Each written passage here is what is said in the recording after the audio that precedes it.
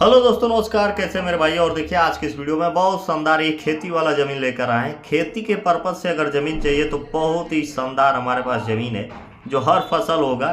गेहूं लगाइए, गन्ना लगाइए, मटर लगाइए, जौ लगाइए, बाजरा लगाइए, अरहर लगाइए, हर फसल के लिए बहुत शानदार ये ज़मीन है जो हर मौसम के अनुसार आपको मिलेगा।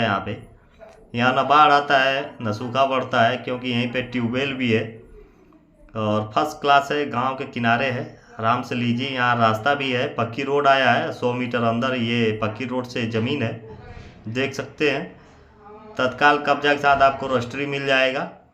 और देखिए यहाँ हमारे पास जो है 30 लाख रुपए बीघा और 35 लाख रुपए बीघा का रेट से ज़मीन है, जो आपको आने वाला समय में घर बनवा के भी रह सकते हैं, या फार्म हाउस या खेती के पर्पज़ से लेना चाहते हैं तो बहुत शानदार ज़मीन है। एक बार ज़रूर देखिए, विजिट करिए।